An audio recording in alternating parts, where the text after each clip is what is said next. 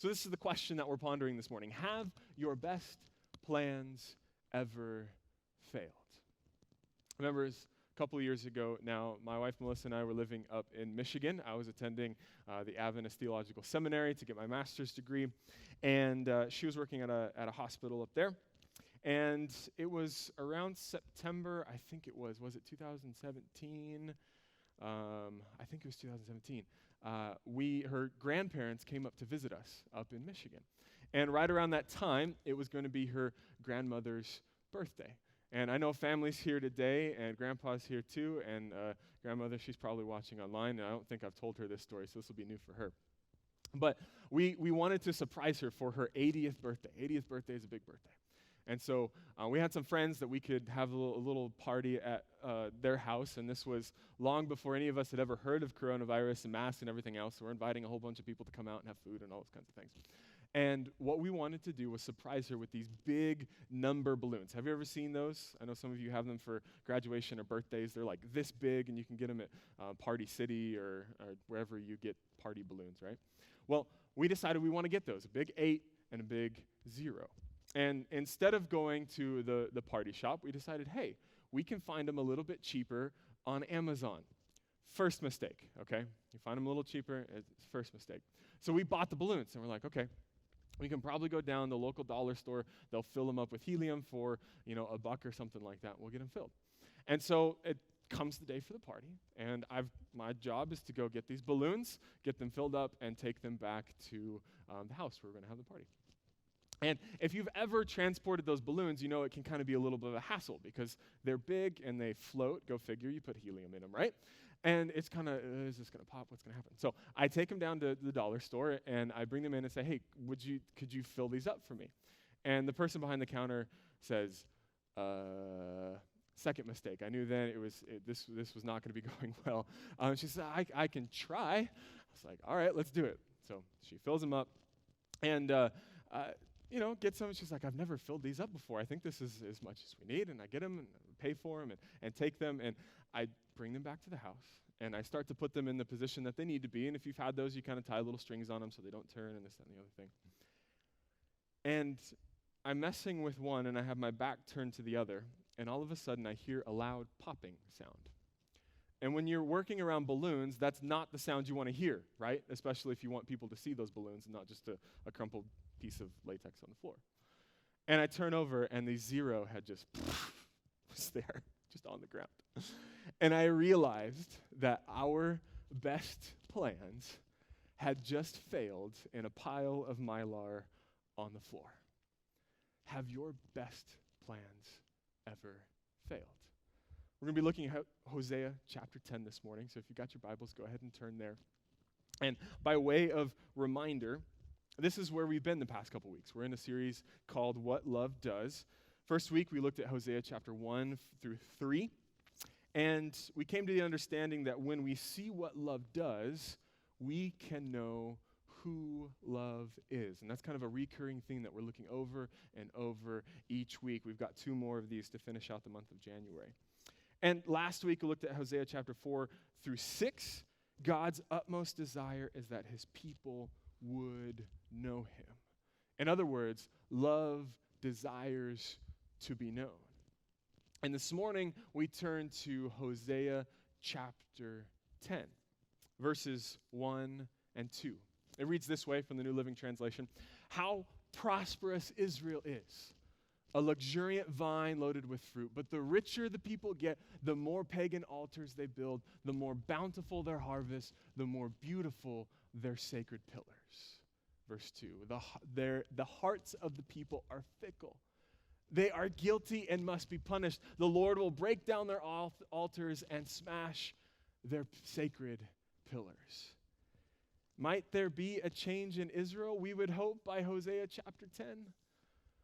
Unfortunately, the answer is no. And we've got to pause for a moment. We've got a quick time out because I know what you're thinking. You're like, Hosea again? We're kind of taking this book a little slow, right? Why do you keep bringing up Israel's wrongdoing, Pastor? It's kind of wearing on me a little bit because this is kind of sad and depressing. Where do I turn to this? Because Israel's just keep doing wrong. And can't we get to something a little bit more uplifting? Well, here's the thing. The Bible was written for a very specific reason. And anything that's contained in Scripture has bearing on our lives. And we're going to get to the uplifting part in a moment. But I think we've got to really wrestle with the true condition of the children of Israel. Things weren't getting better. God's best laid plans thus far had failed. And he's continuing to call out to his children. He says, Israel, they've become prosperous, but their prosperity has turned them against me. Their hearts are fickle. They keep going back and forth between what I've given them and who I am. I've got to come down and I've got to do something. We've got to wrestle with this. And only when we wrestle with it can we get a view of what love does, of what God does within this story. And when we get a view of what love does, we can know who God is. And unfortunately, or fortunately, Hosea is not one of those books with a fairy tale ending where God says, I love you, and the people are like, duh, okay, let's live according to God 100% of the time. If only it were that easy, right? Hosea is deep and dark and filled with the evil deeds of Israel, but Israel is still God's beloved people. And I don't know, there might be someone here this morning that you're wrestling with things that you have done in the past. The sin and guilt is weighing down upon you. Well, let me offer you this morning, that you are still God's beloved son or daughter.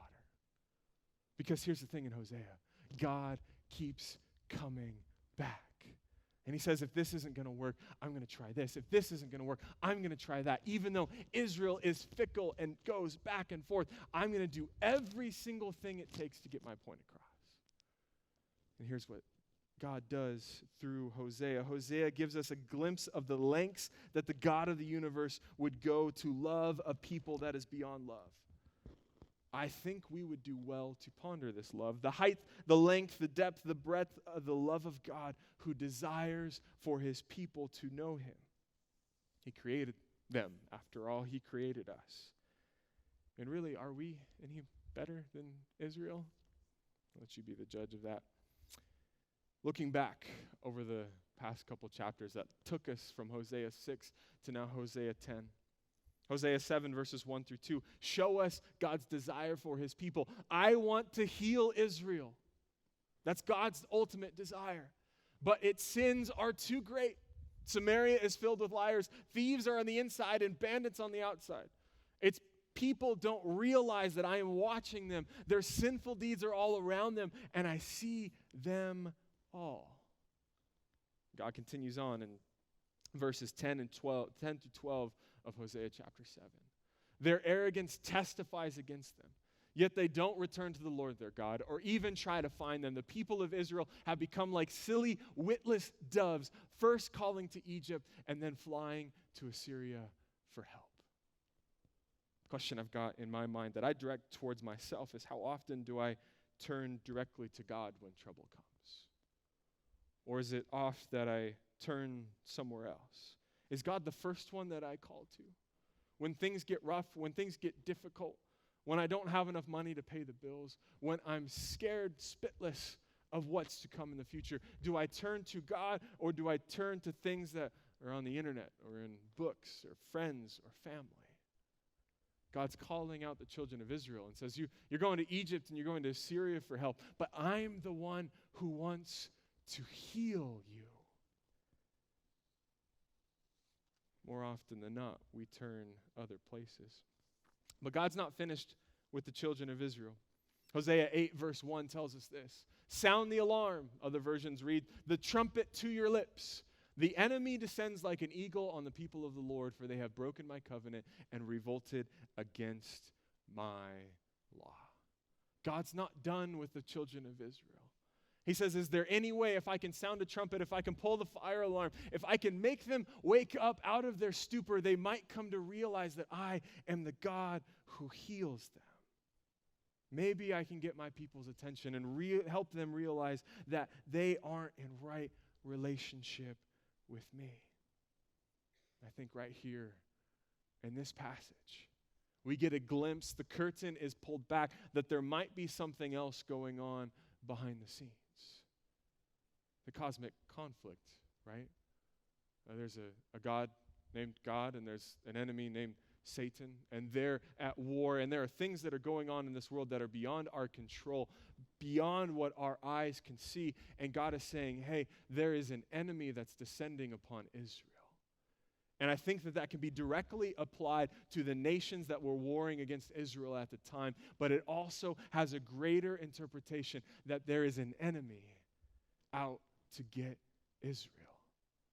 God's trying to say, hey, if you just listen to me, I'll heal you.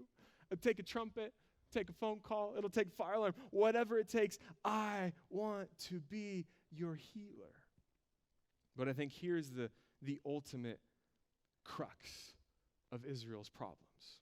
Hosea chapter 8, verse 7 reads this way. They have planted the wind and will harvest the whirlwind. Their stalks of grain wither and produce nothing to eat. And even if there is any grain, foreigners will eat it. See, the problem is in the wind. Israel is enamored with the wind. And God makes the point through Hosea that when you sow the wind, when you plant the wind, all you will harvest is the whirlwind. Their best laid plans, their good intentions have failed. I don't know if any of you can relate with this, especially around the New Year's time, right? We come up at the end of this December and we say in 2021, I'm going to do this, that, X, Y, and Z, and everything's going to be great headed into January. Well, it's January 16. How are you doing on those New Year's resolutions? You don't have to answer that. It's okay. But here's the thing. Every system is perfectly designed to get the results that it gets, right? So we'll make New Year's resolutions and we'll plan and we'll say, okay, these are the things that I'm going to do. But oftentimes we set lofty goals but don't put feet to ideas when it comes to making change in our lives, right? There's something that's holding us back from connection with God. There's something that's holding us back from living healthier lives. And instead of removing it, we kind of massage it for a little bit and go back to what we've done before. The common definition of insanity, right? Doing the same thing over and over again and expecting different results. And like the children of Israel, who are stuck in their best plans of just sowing the wind, trying to make sure that they can get along with life, where are we stuck in our insanity loop? Where do we do the same things over and over again, expecting different results? Can be kind of hopeless, right? Like this isn't getting better, Pastor. This is hitting home right here in this moment. But we've got to wrestle with this. Hosea 8, 9, and 10 are filled with case after case of Israel's insanity.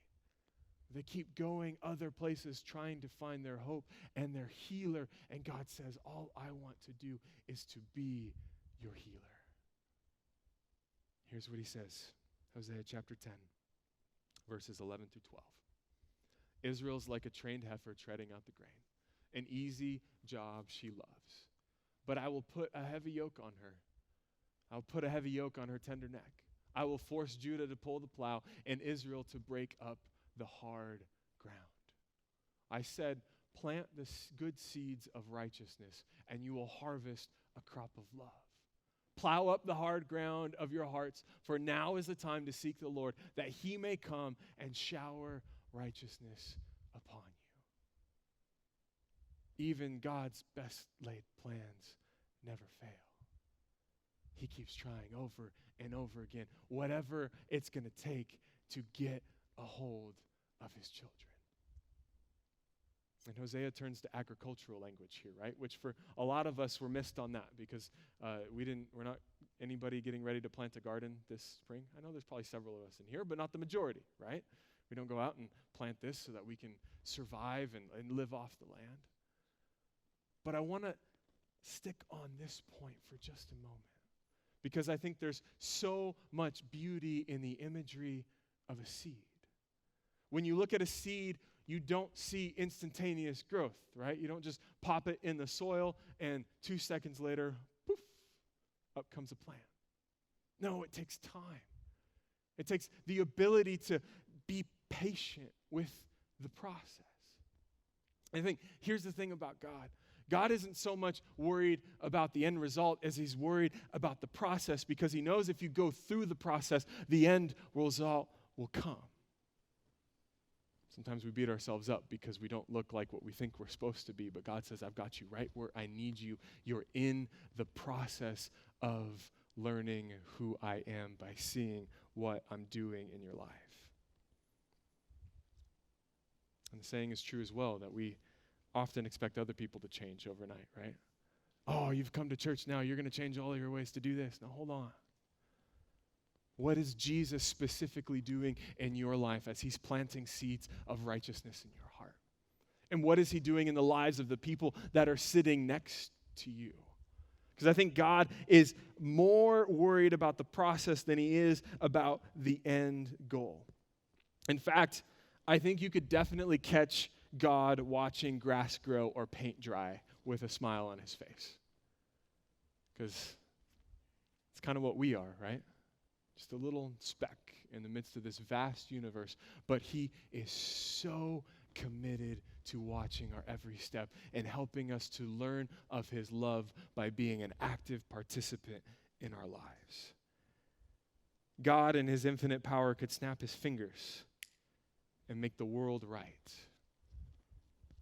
But it's not God's power that influences his choice. No, God's power is simply a tool in his hands. It's his love that steps in with a fierce desire for covenant relationship. God says, if we're going to do this, we're going to do this together.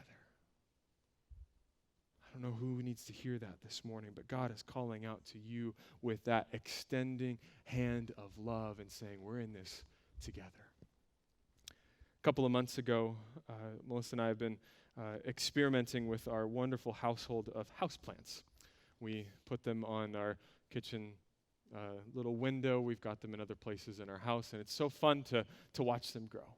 Now, it doesn't happen overnight, and the plants that we've got now, there have been several that have perished before them so that these can live. Can anybody testify to that? But a couple months ago, we had these outdoor plants that are kind of purple in color. And Melissa had the idea of, hey, I want to see if I can take a little snippet of that plant and put in a little water and see if I can make it grow. And she did that, put in a little water, and sure enough, a couple of weeks later, these little white roots had grown out of that little plant. And soon enough, it was ready to put in a little pot, and the pot was so cute. It was about this big, and there's just this little tiny plant sticking out of the top of it. And day after day, week after week, there was just this little tiny plant kind of sticking out. And we would water it occasionally, and we would look at it lovingly and affectionately and, talk nice things to it. After a while, that plant started to grow. And it got longer, and it got longer, and it got longer. And we've grafted in other plants. We're doing an experiment now. We've got another plant that's green, and we're mixing it with the purple to see if anything else will come of it. And it's starting to look really beautiful. But we could be very frustrated because we could plant it that one day. Be like, this plant is, it didn't grow anything. But over time, it has become something beautiful, yet it was beautiful all along. That's what God's doing in our lives. That's what he's doing every single day, is he's planting seeds of righteousness in our lives. He's trying to help something grow in the soil of our hearts. So that all along, yes, we're beautiful, we're complete, but he's got an end game in mind, and he knows that the process will bring us to where he wants us to be. 2 Corinthians puts it this way, Paul talking to the Corinthian church. For God is the one who provides seed for the farmer and then bread to eat. In the same way, he will provide and increase your resources and then produce a great harvest of generosity in you. It's amazing.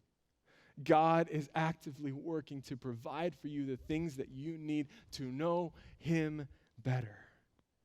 Yeah, it's going to be difficult. Psalm 126, 5-6 puts it this way. Those who plant in tears will harvest in joy. They weep as they go to plant their seed, but they sing as they return with the harvest. Difficult times are going to come, but God is faithful. So here's the thing I want to leave you with today. Love is more interested in the long game. Love is heavily invested in the journey, the road, the way. Love waits. Love leans into the process. Love knows hard work now will reap rich rewards later. Love plants seeds. So I want to encourage you, as the Keene Church, as Elevate, as this faith community, that we would be known for planting seeds of righteousness. We've got to be invested in the long game. We've got to be invested in the process of getting somewhere where they need to go. It's not going to happen overnight. You didn't wake up and realize overnight who you were. You are the process, the result of the process of your life so far. And how can we look at others and expect to hold them to a standard that they have not gone through ourselves? May our community be known that this is a place of love and acceptance, that we might plant seeds of love in each other's hearts. Ellen White puts it this way in the 9th volume of the Testimonies to the Church, page 132. The seed sown with full liberal hand is taken charge of by the Lord. He who ministers seed to the sower gives his worker that which enables him to cooperate with the giver of the seed. So we seek to plant seeds in other people's lives. God says, I'm right there with you. We're going to make this happen. We're going to make this process grow. Things are going to change. What seeds of righteousness do you need to sow today in the soil of your life and in the soil of others? What process do you need to make come about? Is there someone sitting next to you that maybe if you plant a seed of righteousness, change will come? It might not be today. Might not be tomorrow. Might not be 5 years from now, 10 years from now. Where in your life can you pass on glimpses of hope to the people around you? I think we as a community, so we pass on those glimpses of hope. We're invested in the process of other people's lives around us. The world will come to know what love does. And when they see what love does, they will know who love is.